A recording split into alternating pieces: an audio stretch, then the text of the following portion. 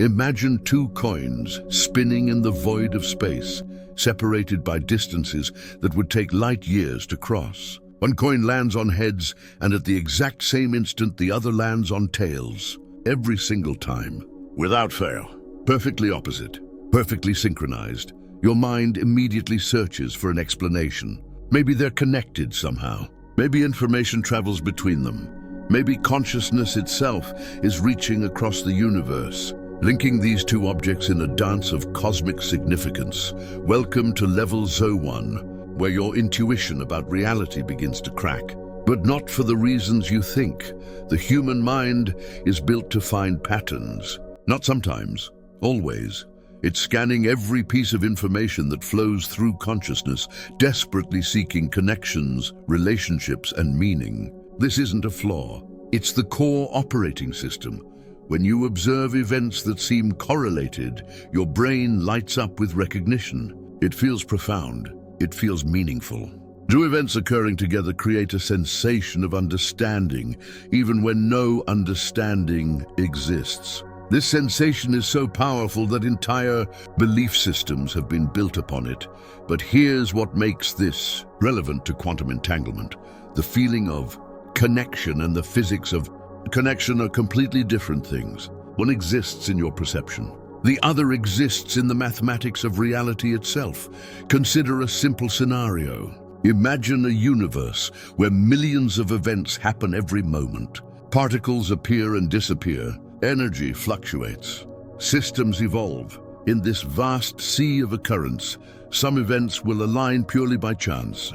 If you flip enough coins, eventually two coins in completely different locations will show the same result at the same moment. Not because they're connected, not because information passed between them, simply because when you have enough events occurring, unlikely combinations become inevitable. This is the foundation of classical probability.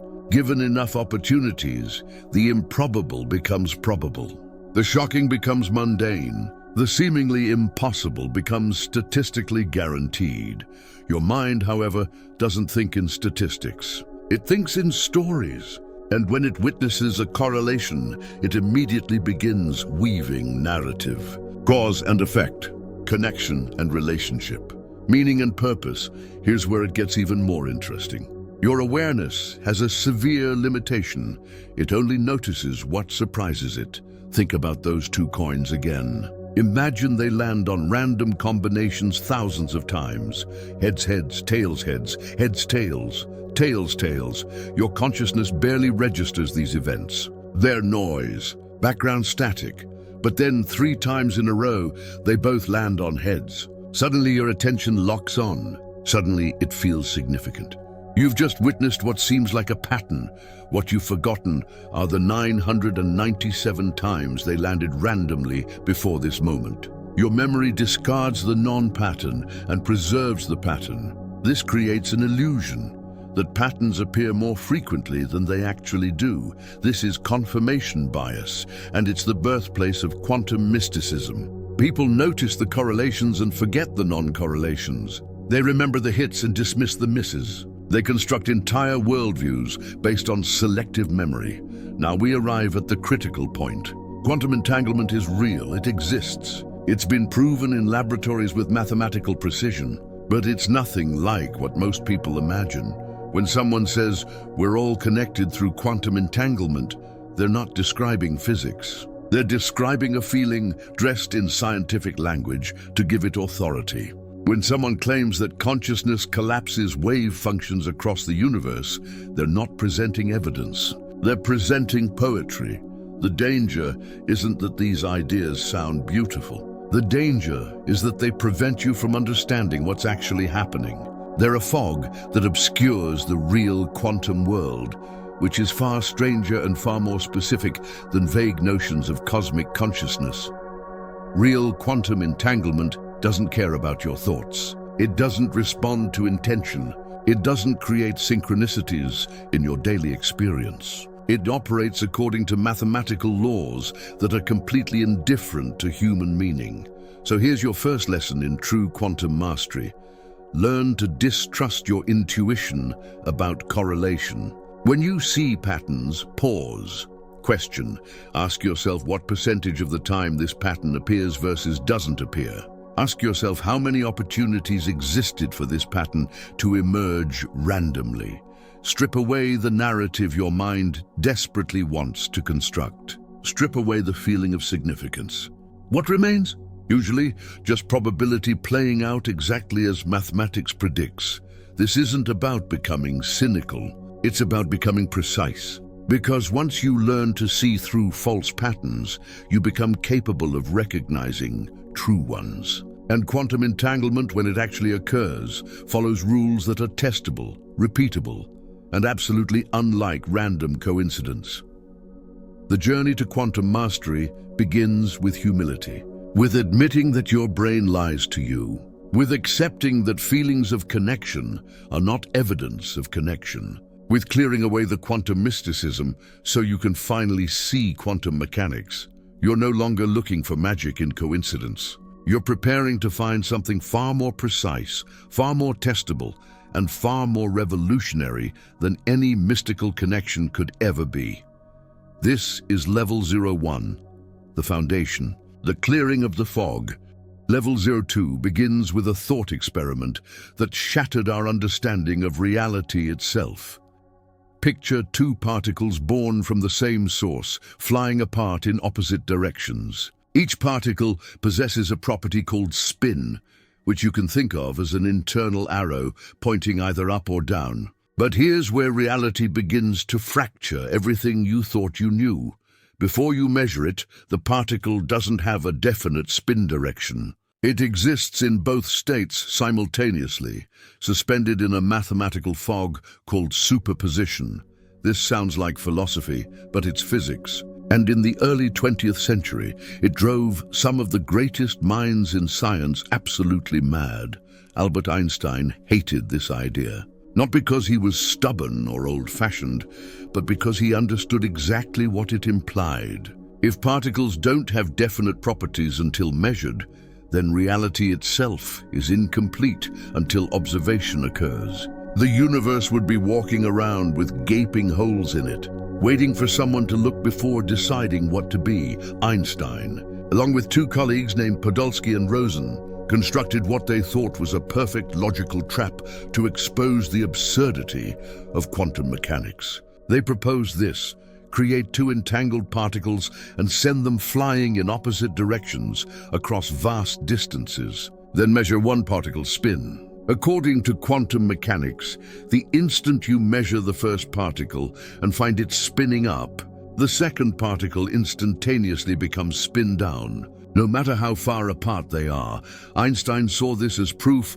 that quantum mechanics was incomplete. Either information traveled faster than light between the particles, which violated his theory of relativity, or the particles had predetermined values all along, hidden from view. He called this spooky action at a distance with obvious disdain. Surely, he argued, the particles must carry hidden instructions from birth, like sealed letters that determine what they'll reveal when opened. For decades, this argument festered in the physics community. Was Einstein right? Were there hidden variables tucking away information that quantum mechanics simply couldn't detect? Or was something far stranger happening? Then came a physicist named John Bell, and everything changed. Bell asked a deceptively simple question. If hidden variables exist, what would that mean for the statistical correlations we observe between entangled particles? He sat down with mathematics and worked out exactly what pattern of correlations hidden variables would produce. The result, now called Bell's theorem, was devastating to Einstein's position. Bell proved that if particles carried hidden predetermined values, they would produce certain statistical correlations when measured at different angles. But quantum mechanics predicted different correlations, stronger correlations. Correlations that violated what came to be known as Bell's inequality. Here's what makes this profound. Bell transformed a philosophical debate into an experimental question.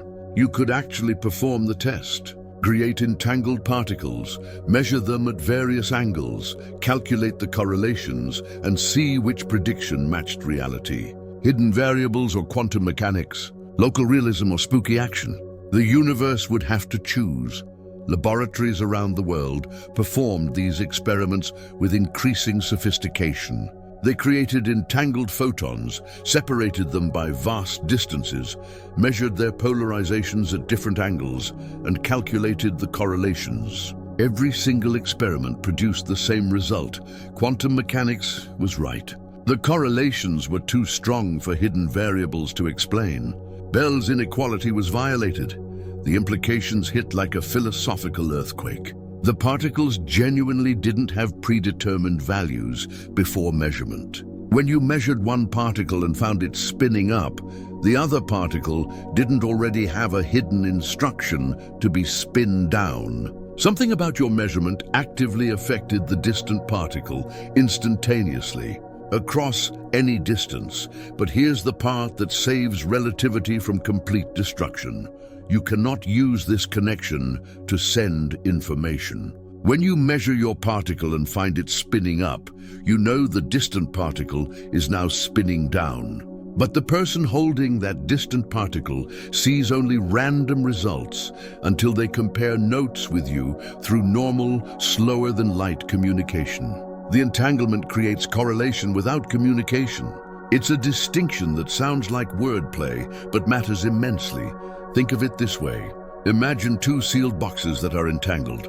When you open yours and find a red ball, you instantly know the other box contains a blue ball. But the person with the other box just sees a blue ball. They don't know you've opened your box. They don't receive any message. The correlation exists, but information doesn't flow. It's correlation without causation, connection without communication. This is non-locality. The universe maintains correlations across space without anything traveling through the space between. It's not that particles send signals to each other.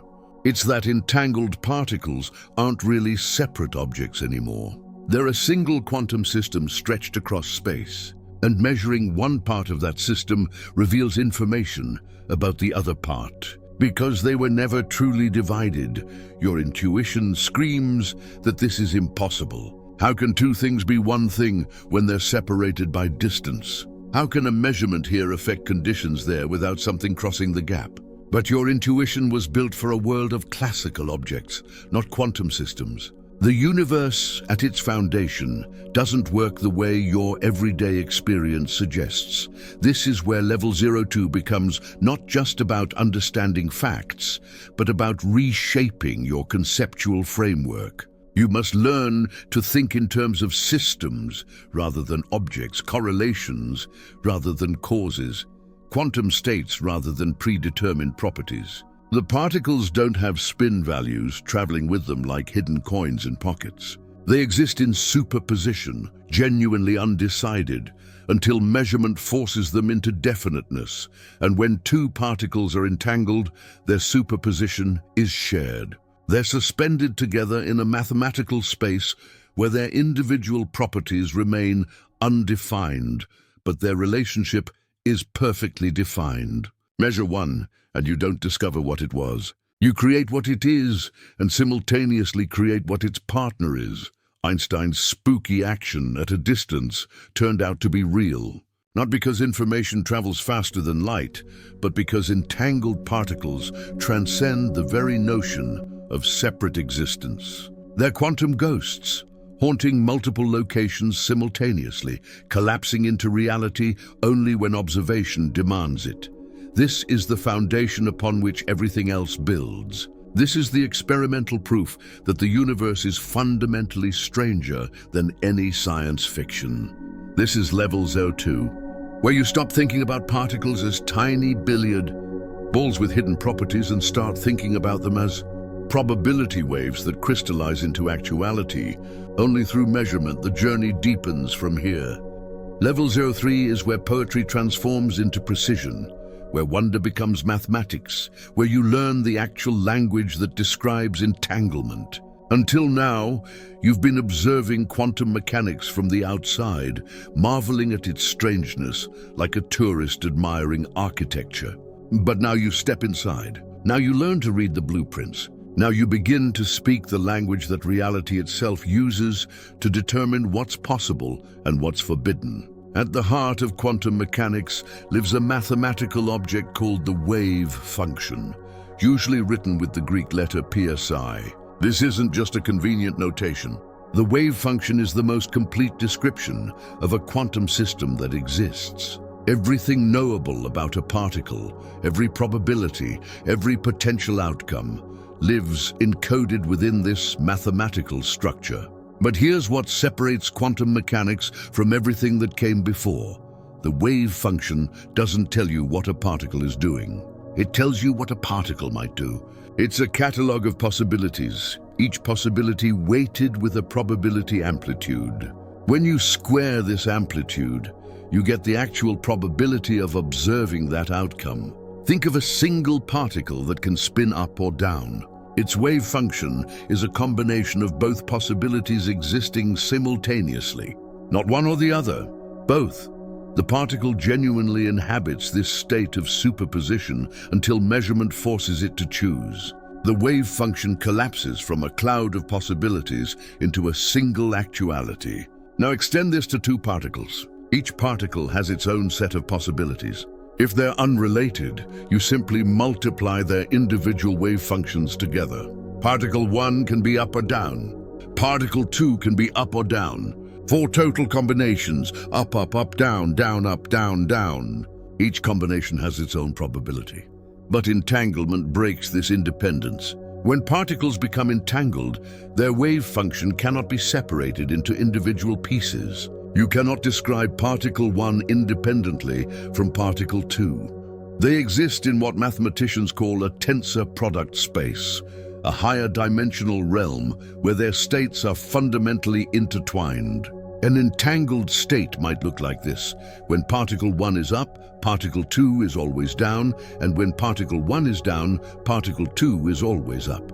But both possibilities exist simultaneously in superposition. The particles don't have individual spins. They share a single quantum state that spans across space, binding them in correlation. This is what Einstein couldn't accept. The mathematical formalism was clear. Two particles could share a wave function even when separated by vast distances. Their properties remained undefined individually, but perfectly defined in relation to each other.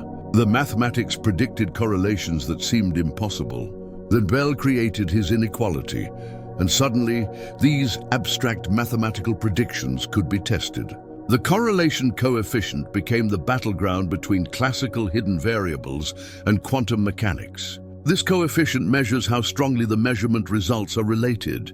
If you measure both particles along the same axis, perfectly entangled particles show perfect correlation. One up means the other is down every single time. The correlation is absolute, but Bell's genius was asking what happens when you measure the particles along different axes, at different angles. Classical physics with hidden variables predicts that as you rotate your measurement angles, the correlation should weaken gradually, following a specific mathematical limit. Quantum mechanics predicts the correlations stay stronger, violating Bell's inequality. The CHSH inequality, named after Clauser, Horn, Chamonix, and Holt, refined Bell's test into something experimentally practical. It combines measurements at 4 different angle combinations and calculates a specific number. If hidden variables determine the results, this number cannot exceed a certain value. But quantum mechanics predicts it can, and experiments confirm the violation consistently. This violation isn't subtle. It's not a tiny deviation requiring sophisticated interpretation.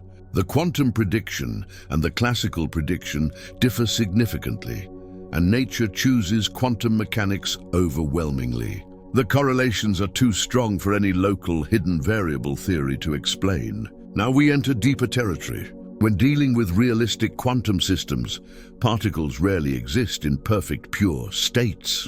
They interact with environments, become partially entangled with other systems, lose coherence. To describe these mixed states, physicists use density matrices, mathematical objects that encode both quantum superposition and classical uncertainty.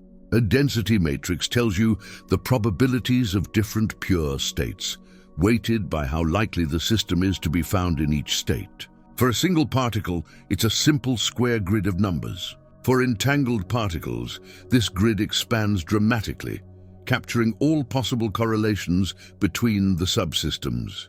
Here's where the mathematics becomes truly powerful. You can take an entangled system, described by a density matrix, and perform what's called a partial trace. This operation mathematically removes one particle from your description, leaving behind only the other particle's state. What you discover is remarkable. Even though the original system was in a pure quantum state, each individual particle appears to be in a mixed state, clouded with uncertainty. This is the signature of entanglement. The whole system is perfectly defined, but each part appears random and undefined. The information isn't located in either particle individually. It's stored in the relationship between them, in the correlation that spans the space separating them. To experimentally verify entanglement, physicists perform quantum state tomography. They measure the system repeatedly from many different angles, building up statistical data about how the particles behave under various measurement bases. From this data, they reconstruct the density matrix, revealing the full quantum state. If the density matrix shows strong correlations that violate Bell's inequality, entanglement is confirmed. If it doesn't, the particles might be correlated classically or not correlated at all. The mathematics distinguishes clearly between quantum and classical correlation. This precision is what separates level 03 from earlier levels. You're no longer talking vaguely about particles being connected. You're calculating exactly how connected they are, measuring the degree of entanglement quantitatively, predicting specific experimental outcomes with numerical precision. The wave function isn't mystical. The tensor product space isn't philosophical. The density matrix isn't metaphorical. These are computational tools that produce numbers, and those numbers match what laboratories observe to staggering accuracy. The mathematics works because it describes reality faithfully. Understanding these mathematical foundations transforms how you think about entanglement. It's not magic. It's not consciousness reaching across space. It's geometry in a higher dimensional mathematical space, where quantum states live and evolve according to precise equations. The correlations emerge from this geometry naturally, inevitably, mechanically. When you measure entangled particles and see perfect anti-correlation, you're not witnessing particles communicating. You're witnessing the collapse of a shared wave function, a single mathematical object that existed across space, containing both particles within its structure. The measurement doesn't trigger a signal. It reveals information that was encoded in the relationship all along. This is level 03. This is where quantum mechanics stops being weird philosophy and becomes rigorous science. This is where you learn that the strangeness of entanglement isn't beyond understanding. It's precisely describable, mathematically tractable, and experimentally verifiable. The universe speaks mathematics, and now you're beginning to understand its dialect. Level 04 confronts the most puzzling question in quantum mechanics. If entanglement is real, if superposition governs the quantum world, if particles exist in multiple states simultaneously, then why doesn't your coffee cup do the same? You've never seen a chair in superposition. Your keys don't entangle with your phone. The steering wheel in your vehicle doesn't exist in multiple positions until you observe it.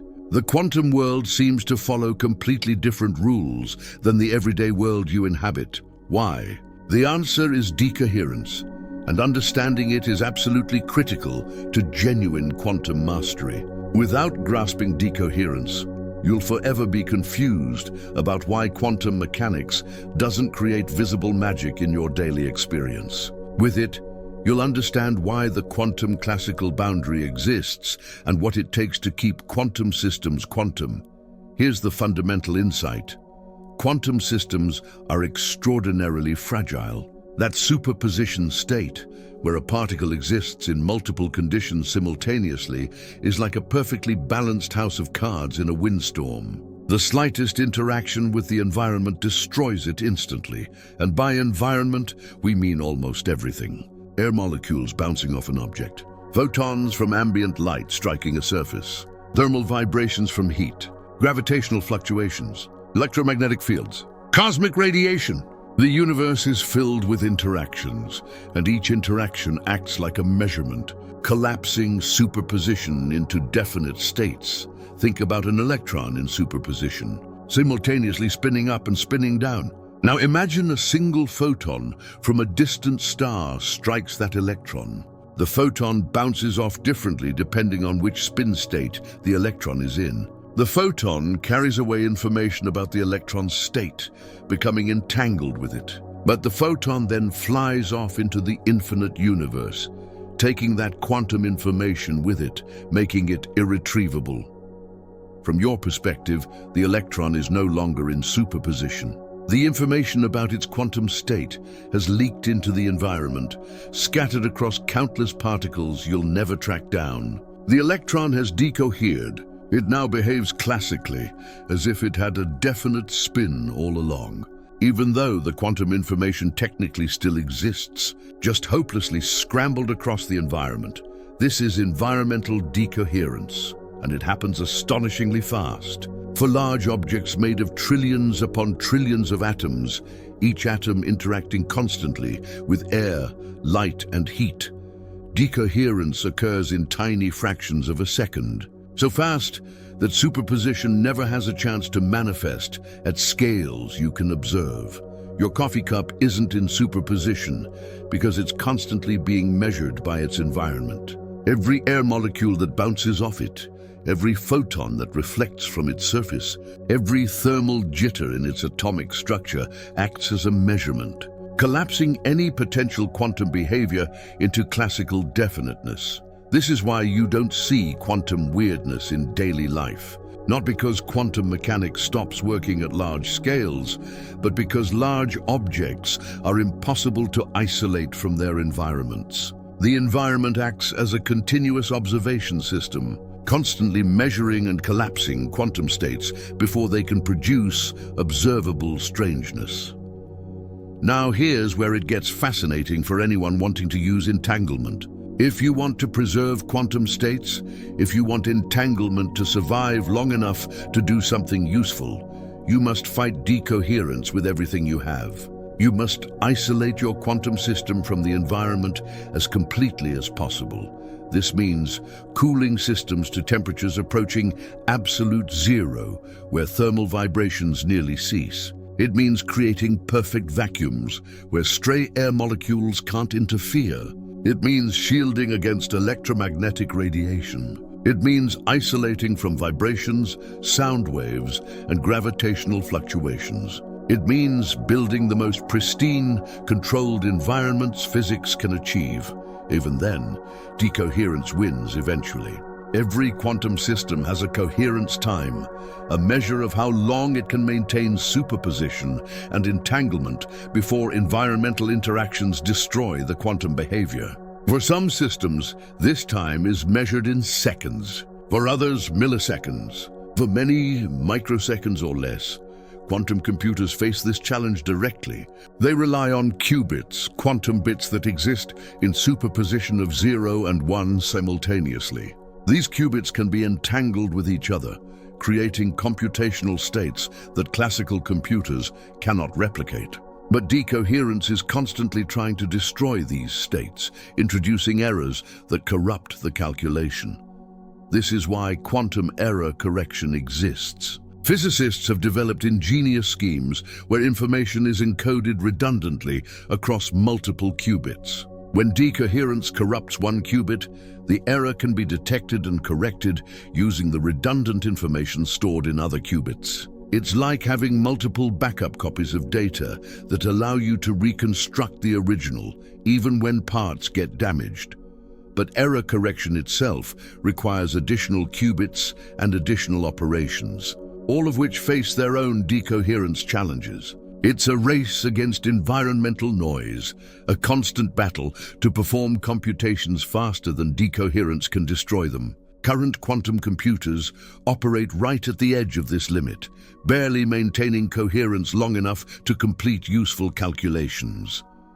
Temperature plays an enormous role in decoherence rates. Heat is molecular motion, atoms and particles jittering randomly. Each jitter is a potential interaction that can collapse quantum states. Cooling a system reduces these interactions dramatically. This is why many quantum systems operate at millikelvin temperatures, thousands of times colder than outer space. Approaching the coldest possible temperature the laws of physics allow, isolation is equally critical. Even at extremely cold temperatures, stray electromagnetic fields can induce decoherence. Quantum systems are often surrounded by layers of shielding, magnetic and electromagnetic barriers that block external influences. They're mounted on vibration isolation platforms that prevent mechanical disturbances. They're placed in vacuum chambers that remove air molecules. Every possible source of environmental interaction must be eliminated. Yet despite all these precautions, coherence times remain limited. A state-of-the-art superconducting qubit might maintain coherence for 100 microseconds. A trapped ion might last several seconds. These seem like tiny durations, but they represent phenomenal achievements in isolation and control. Here's what makes decoherence philosophically profound. It explains the observer effect without requiring conscious observers. For decades, people misunderstood quantum measurement as requiring a conscious mind. But decoherence reveals that any interaction with an environment constitutes measurement. The universe itself observes quantum systems through environmental interactions, collapsing superposition without any consciousness involved. A particle detector doesn't need awareness to collapse a wave function. It just needs to interact strongly enough that information about the particle's state becomes correlated with macroscopic degrees of freedom in the detector. Those macroscopic degrees of freedom immediately decohere, spreading the quantum information into the environment irretrievably. The measurement is complete, consciousness entirely unnecessary. This understanding transforms how you think about the quantum classical boundary. It's not a fundamental divide built into the laws of physics. It's an emergent phenomenon arising from environmental interaction. Objects appear classical not because they're too large to be quantum, but because they're too interactive to maintain quantum coherence. In principle, even large objects could exhibit quantum behavior if perfectly isolated. In practice, perfect isolation is impossible, and even near-perfect isolation becomes exponentially harder as systems grow. This is why quantum effects vanish at everyday scales, why your experience feels classical despite living in a quantum universe. Level 04 teaches you that preserving entanglement isn't just about creating it. It's about defending it against a universe that constantly seeks to destroy it through interaction. Every quantum technology must solve this problem. Every quantum experiment must battle decoherence. Understanding this battle is understanding why quantum mechanics, despite being fundamental, remains hidden from casual observation, and why harnessing it requires extraordinary effort and precision. The quantum world is there, underlying everything, but environmental noise drowns it out before it can manifest. Level 05 is where theory becomes application, where mathematical abstractions transform into devices that reshape what's technologically possible. You've learned what entanglement is, how to calculate it, and why it's so difficult to preserve. Now you learn what happens when physicists and engineers successfully harness this phenomenon. Now you discover that entanglement isn't just a curiosity for laboratories. It's a resource, as real and valuable as energy or information, that enables technologies impossible in a classical universe. Let's begin with quantum teleportation, because the name itself causes endless confusion. This isn't about dematerializing objects and reconstructing them elsewhere. Matter doesn't vanish and reappear. What teleports is quantum information, the precise state of a quantum system, transferred from one location to another without the information traveling through the space between. Here's how it works. You have three particles, the particle whose state you want to teleport, and two entangled particles shared between the sender and receiver. The sender performs a special joint measurement on their entangled particle and the particle to be teleported. This measurement destroys the original quantum state completely, extracting some classical information in the process. The sender transmits this classical information through normal channels to the receiver. The receiver then performs an operation on their entangled particle based on the classical information received. After this operation, the receiver's particle is now in exactly the same quantum state the original particle was in. The state has been teleported. Notice what happened. The quantum information never traveled from sender to receiver. It was destroyed at the sending location and reconstructed at the receiving location using the pre-existing entanglement as a resource. The entanglement is consumed in the process. Each teleportation uses up the entangled pair, requiring fresh entanglement for the next transmission.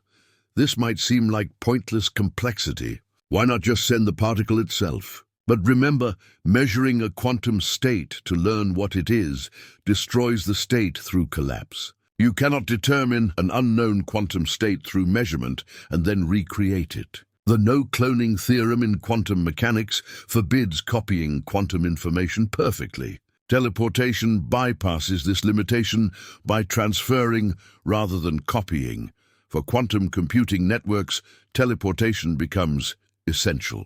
You might need to move quantum information between processors without the information decohering during transit. Teleportation allows this transfer to occur through classical communication channels, while the fragile quantum information rides protected within entanglement.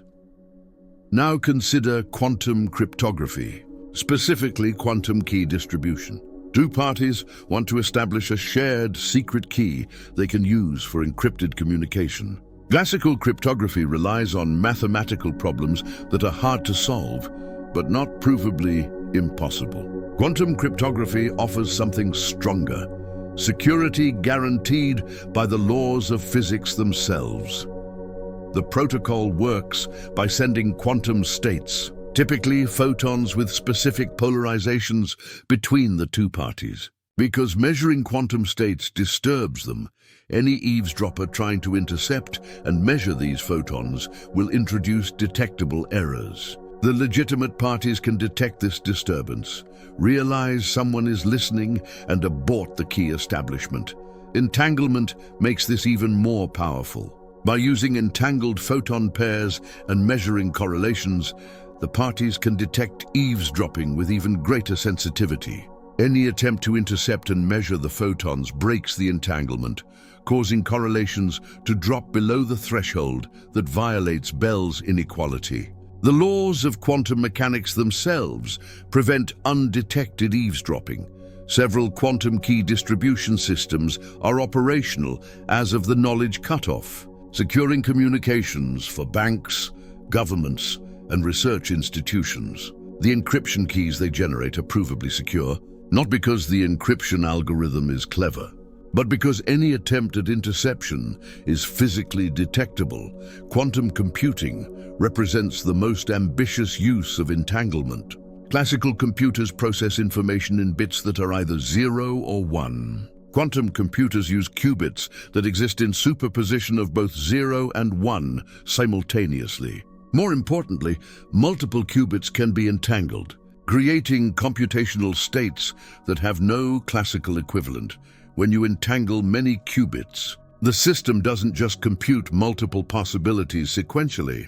It explores vast numbers of possibilities simultaneously through superposition, with entanglement correlating these explorations in ways that can produce correct answers more efficiently than any classical algorithm. Certain problems that would take classical computers billions of years to solve could potentially be solved by quantum computers in hours or days. simulating quantum chemistry and materials, optimizing complex logistics, breaking certain encryption schemes, searching massive databases. The speed-ups come from exploiting entanglement to create computational states no classical system can represent. But building quantum computers is extraordinarily difficult.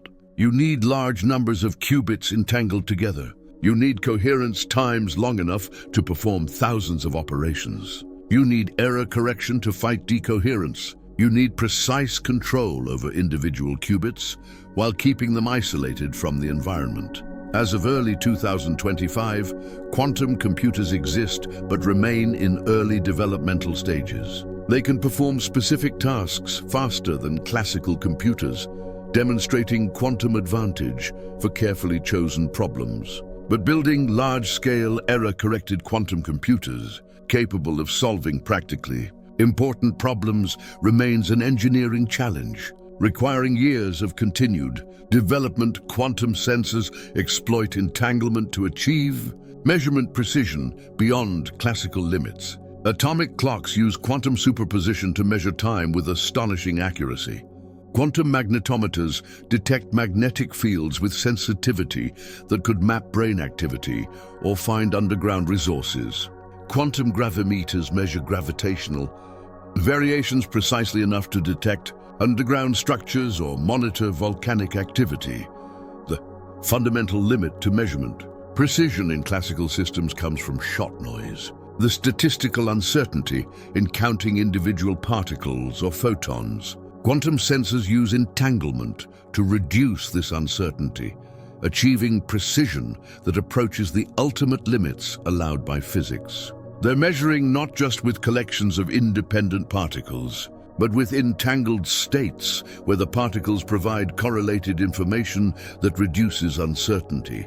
These sensors operate now, not in distant futures. They're deployed in precision timing networks, fundamental physics experiments, and geological surveys. They represent quantum technology that has crossed from laboratory demonstration to practical application.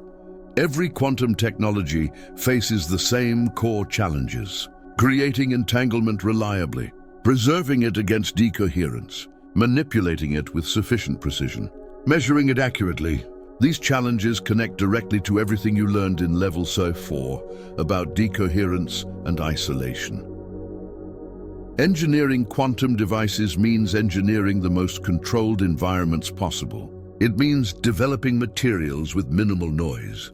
It means creating control systems that can manipulate individual quantum states without disturbing neighboring states. It means building error correction systems that can detect and fix decoherence-induced errors faster than new errors appear.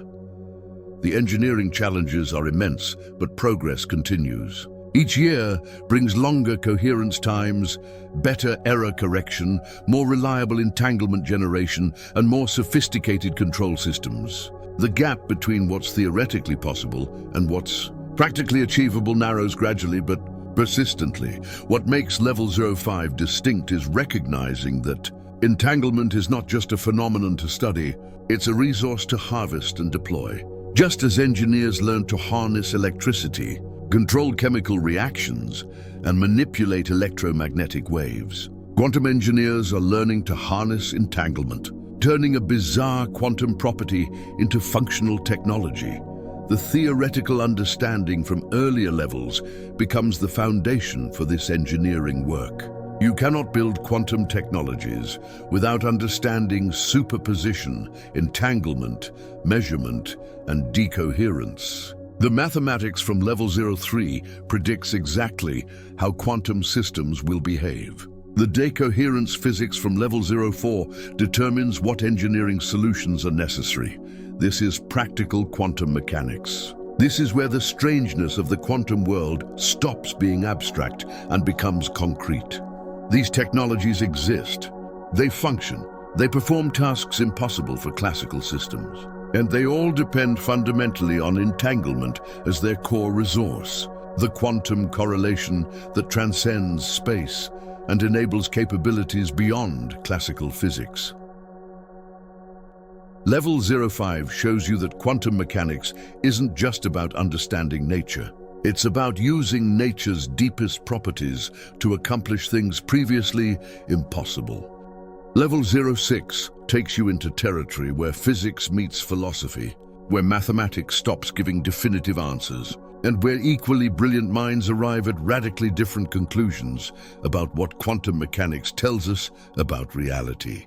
You've learned the mathematics. You've seen the experiments. You understand how entanglement works and what technologies it enables. But now comes the question that has haunted quantum mechanics since its inception: what is actually happening? When a particle exists in superposition, what does that mean about the nature of reality itself? Here's the unsettling truth: nobody knows. More precisely, the mathematics of quantum mechanics makes perfect predictions about what you'll observe, but it doesn't uniquely specify what's happening when you're not observing. Multiple interpretations exist, each consistent with all experimental evidence, each telling a completely different story about the underlying reality. The Copenhagen interpretation emerged first, developed by the founders of quantum mechanics themselves. It says that quantum systems exist in superposition, genuinely inhabiting multiple states simultaneously until a measurement occurs. At the moment of measurement, the wave function collapses randomly into one definite state. Before measurement, asking which state the particle is in is a meaningless question. The particle isn't in any particular state. It's in all possible states, weighted by probability amplitudes. This interpretation treats measurement as a fundamental process in physics, something irreducible and special. When measurement happens, the smooth mathematical evolution of the wave function suddenly switches to a discontinuous collapse. What constitutes a measurement? The Copenhagen interpretation never specifies precisely, leaving this question deliberately vague. A detector qualifies. An observation qualifies. But where exactly the boundary sits remains undefined. Many physicists work with Copenhagen not because they believe it's the truth, but because it provides a practical framework for calculating predictions. It tells you how to use quantum mechanics without requiring you to commit to what's really happening. Shut up and calculate, as the saying goes. Then came the many worlds interpretation, proposed decades after Copenhagen, offering a radically different picture. It says there is no collapse, ever. The wave function always evolves smoothly according to the deterministic equations of quantum mechanics. When you measure a particle in superposition, you don't collapse it into one state. Instead, the universe itself splits into multiple branches, one for each possible outcome. In one branch, you measure spin up. In another branch, you measure spin down. Both branches are equally real. Both versions of you exist, each experiencing a different outcome, each convinced they observed a definite result. From inside any single branch, it looks like collapse happened. But globally, all possibilities occur, just in separate branches of reality that can never communicate. Many worlds sounds like science fiction, but it takes the mathematics of quantum mechanics completely seriously. It says superposition is real and never goes away. What we interpret as collapse is actually just the universe branching, creating parallel realities for each possibility. No special measurement process exists. No discontinuous jump occurs, just endless splitting into parallel worlds. The implications are staggering. Every quantum measurement, every quantum event anywhere in the universe causes reality to branch. The number of branches grows exponentially with time, creating an incomprehensibly vast tree of parallel universes. You exist in countless branches simultaneously, each version slightly different, experiencing different measurement outcomes. Many worlds eliminates the measurement problem by denying that measurement is special. It preserves determinism by claiming that everything happens. It explains probability by arguing that the number of branches matches the quantum probability amplitudes. But it pays a steep price, accepting that infinite copies of reality exist, forever inaccessible to each other. Pilot wave theory, also called de Broglie-Bohm mechanics, takes yet another approach. It says particles always have definite positions and velocities, just like classical physics assumed. But they're guided by a quantum wave, a pilot wave, that evolves according to the Schrödinger equation. The wave creates a field that pushes particles along specific trajectories. In this interpretation, superposition is real for the wave, but not for the particle. The particle is always in one definite location. The wave exists in multiple locations simultaneously, and it guides the particle's motion based on the wave's shape. Measurement doesn't collapse anything. It simply reveals where the particle already was. This interpretation is deterministic and avoids collapse, but it introduces hidden variables that go beyond what standard quantum mechanics describes. It's also explicitly non-local. The pilot wave connects all entangled particles instantaneously across space, guiding them in correlated ways. Einstein would have hated it for preserving non-locality, even though it restores the definiteness he wanted. Relational quantum mechanics proposes something more radical. Quantum states have no absolute existence. They're always relative to an observer. When you measure a particle and find it spin up, that's the state relative to you. But relative to someone else who hasn't measured it yet, the particle remains in superposition. Different observers can simultaneously have different but equally valid descriptions of the same system. This interpretation says reality is fundamentally relational. There's no objective quantum state that all observers agree on. Quantum mechanics describes relationships between systems, correlations between observer and observed, not absolute properties of isolated systems. When you measure an entangled particle, you become entangled with it, and the state you attribute to it is relative to your perspective. Consistent histories attempts to describe quantum evolution as a sequence of events rather than continuous evolution. It defines probabilities for different possible histories a system might follow, with the constraint that these histories must remain consistent with each other. Measurement becomes just another event in a history, no longer requiring special treatment. Then there's quantum Bayesianism or cubism, which treats quantum states as representing information and belief rather than objective reality. The wave function isn't a description of the system itself. It's a description of your knowledge about the system. Probability amplitudes quantify your expectations about measurement outcomes based on available information. Measurement updates your information, causing your description to change, but nothing physical collapses. Cubism is radically subjective. It denies that quantum states exist independently of observers. It treats quantum mechanics as a tool for making predictions, not a description of underlying reality. Different observers can assign different quantum states to the same system, and both are correct because the states represent personal information, not objective properties. Here's what makes Level 06 profound and frustrating. All these interpretations make identical predictions. They agree completely on every experimental outcome. No experiment can distinguish between them because they're interpretations of the same mathematical framework, not competing theories with different predictions.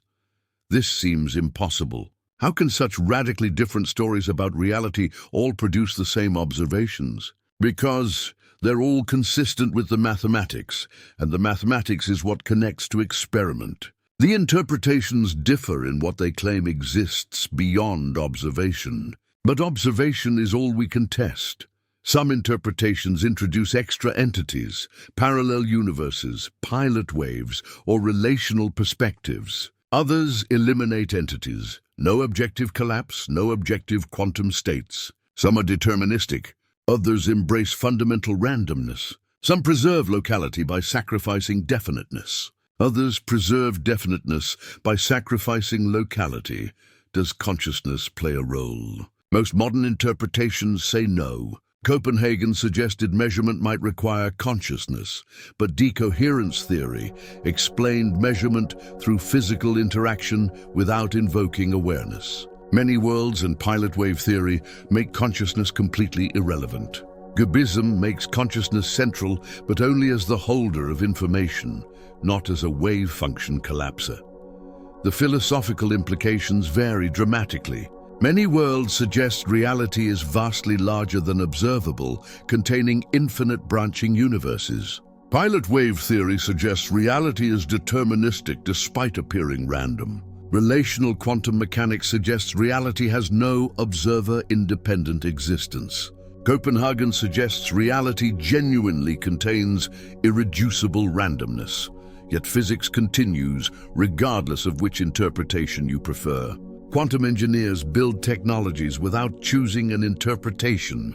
Experimentalists perform measurements without resolving the measurement problem philosophically. The mathematics works, the predictions succeed, the applications function, all while the deepest questions about what it means remain unanswered. This is the humbling lesson of Level 06. Understanding quantum mechanics mathematically and experimentally doesn't automatically tell you what quantum mechanics means metaphysically. The universe gives you correlations, probabilities, and measurement outcomes. It doesn't give you a clear picture of the reality producing those results. You can choose an interpretation based on philosophical preference, mathematical elegance, or conceptual simplicity. But you cannot prove your interpretation correct, because all interpretations consistent with the mathematics are experimentally indistinguishable. The choice becomes a matter of taste, not evidence. What remains certain is the mathematics itself and the experimental results. Entanglement exists, superposition exists, non-locality exists. Bell's inequality is violated. Decoherence explains the quantum classical transition. Quantum technologies function. These facts remain regardless of interpretation. Level 06 teaches intellectual humility. It shows that even our most successful physical theory leaves profound questions unanswered. It demonstrates that understanding how nature behaves doesn't automatically explain why it behaves that way or what underlying reality produces the behavior we observe. The interpretations will continue to proliferate and evolve. New experimental capabilities might eventually distinguish between them, or perhaps they'll remain forever empirically equivalent, different philosophical lenses for viewing the same mathematical structure. What interpretation you choose says more about your philosophical commitments than about quantum mechanics itself. Level 07 stands at the absolute frontier of quantum understanding, where rigorous science meets the deepest questions about consciousness, observation, and the nature of reality itself.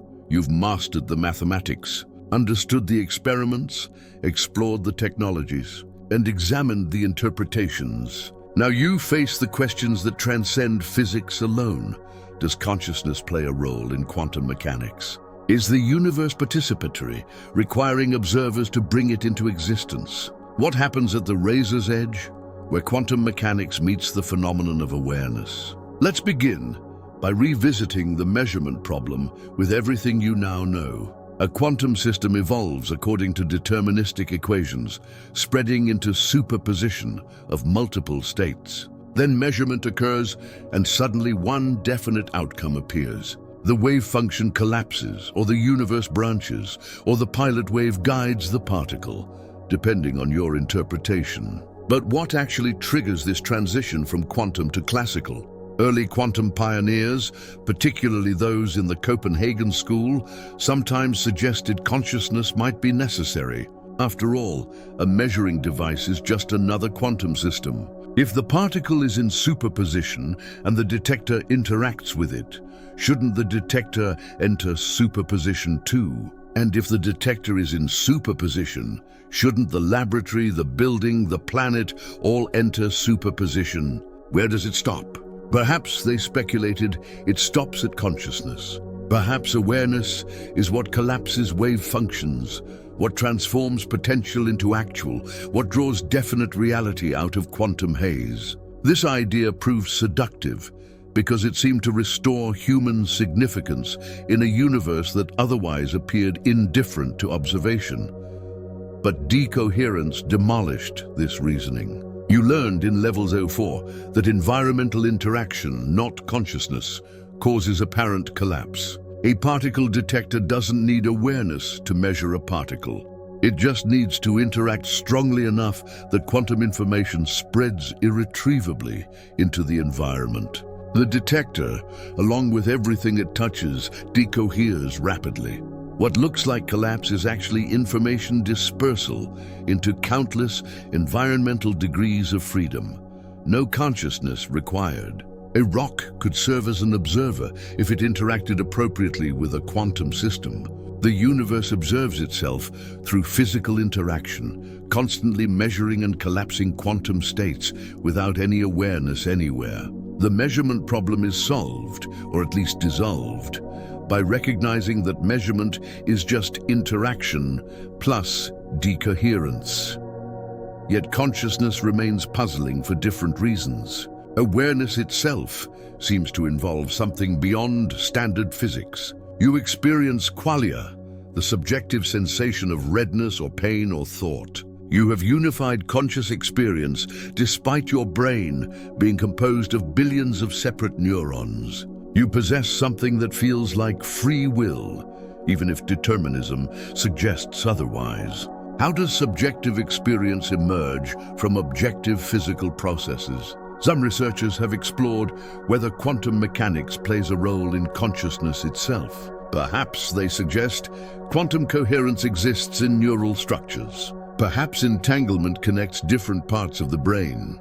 Perhaps consciousness emerges from quantum processes that classical computation cannot replicate. Perhaps quantum superposition allows the brain to explore multiple thoughts simultaneously before collapsing into a single conscious experience.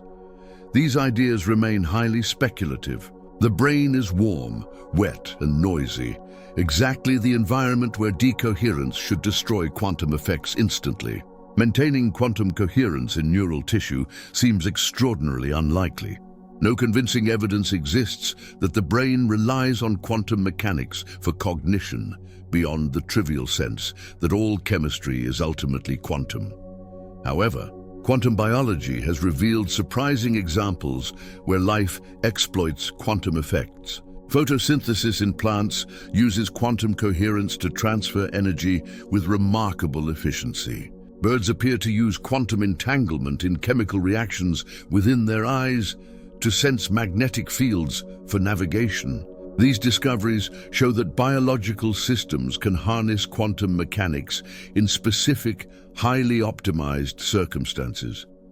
Could the brain do something similar? Perhaps not for general cognition, but possibly for specific functions. The question remains open, requiring extraordinary evidence before acceptance. The burden of proof lies heavily on anyone claiming consciousness requires quantum mechanics. Because classical neural computation appears sufficient to explain observed cognitive abilities. Now consider the participatory anthropic principle, an idea suggesting the universe requires observers to bring it fully into existence. In the most radical version, the universe existed in quantum superposition of all possible histories until conscious observers emerged. The act of observation retroactively selected which history actually occurred, collapsing the wave function of the entire universe backwards through time. This sounds absurd, but it connects to real physics. Delayed choice experiments show that measurements can determine which path a particle took, even after it already passed through the apparatus. The measurement doesn't just reveal a pre-existing path. It determines which path is real, retroactively establishing facts about the past. If this works for particles, why not for the universe? The participatory principle suggests reality is fundamentally incomplete without observation. The universe is a collaboration between physical law and conscious awareness, neither sufficient alone. This grants observation a cosmic significance, transforming observers from passive witnesses into active participants in reality's creation. Yet this interpretation requires accepting that consciousness is fundamental rather than emergent, that awareness existed as a potential even before brains evolved, that the universe somehow anticipated observers and structured itself to produce them. These claims venture far beyond what physics can currently test, entering territory where science blends with philosophy and perhaps metaphysics. Quantum cognition theories apply quantum mathematical frameworks to model human decision-making, judgment, and memory. These theories don't claim the brain literally uses quantum mechanics. Instead, they suggest that human thought sometimes follows patterns better described by quantum probability than classical probability. Decisions exist in superposition until made. Judgments are contextual and order-dependent, like quantum measurements. Memory retrieval is probabilistic in ways resembling wave function collapse. This is metaphorical quantum mechanics, borrowing mathematical tools without claiming actual quantum superposition in neurons. It's proven useful for modeling certain cognitive phenomena that violate classical probability theory. But it doesn't mean consciousness is quantum in any literal physical sense. It means quantum mathematics describes certain patterns that also appear in cognition. As you reach level 7, you must distinguish rigorously between what science knows, what science suspects, and what science merely imagines. Science knows. Quantum mechanics describes physical systems with extraordinary precision. Science knows. Decoherence explains the quantum classical transition. Science knows entanglement is real and exploitable for technology. Science knows consciousness exists as subjective experience. Science suspects quantum effects might play roles in some biological processes under carefully optimized conditions. Science suspects consciousness emerges from complex neural computation, though the mechanism remains unclear. Science suspects quantum mechanics and general relativity must ultimately unify into a more complete theory. Science imagines consciousness might collapse wave functions, though evidence suggests otherwise. Science imagines the universe might be participatory, though this ventures into metaphysics. Science imagines quantum mechanics might explain free will, subjective experience, or the hard problem of consciousness. Though no compelling pathway exists yet, the frontier between knowledge, suspicion, and imagination must remain clear. Quantum mysticism thrives by blurring these boundaries, claiming scientific authority for speculative ideas. True mastery requires maintaining intellectual honesty about what's proven, what's plausible, and what's merely possible. Does entanglement connect all minds across the universe? No evidence supports this. Does consciousness determine reality through observation? Decoherence provides physical mechanisms that don't require consciousness. Can you influence distant events through quantum intention? No, entanglement doesn't transmit information or respond to will. Are synchronicities evidence of quantum connection? No, they're probability and psychology, yet genuine mysteries remain. Consciousness itself is unexplained by current physics. The specific outcome of quantum measurements appears fundamentally random, with no deeper mechanism determining which possibility actualizes.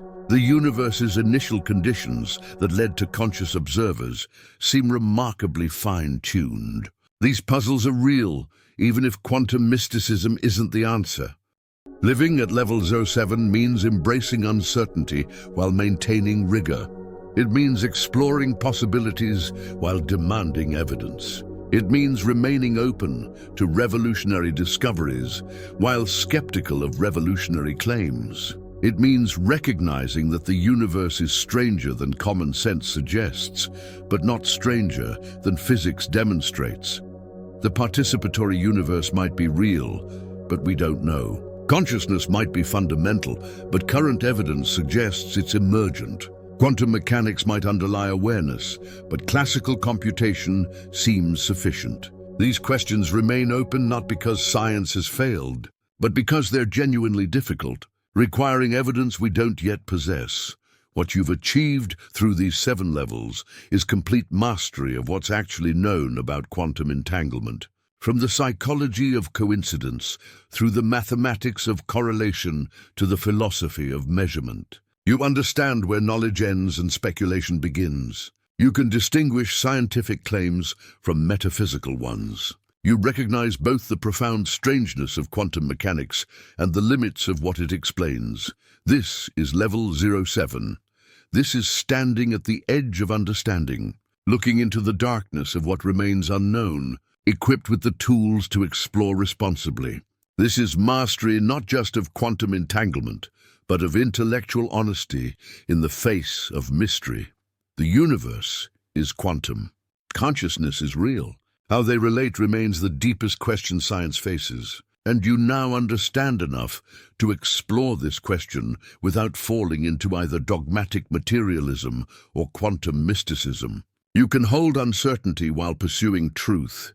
This is where genuine understanding begins, at the frontier where certainty dissolves into possibility, where every answer generates deeper questions, where the journey of discovery continues without end. You've reached the highest level not by finding all answers, but by learning which questions are worth asking and how to ask them properly.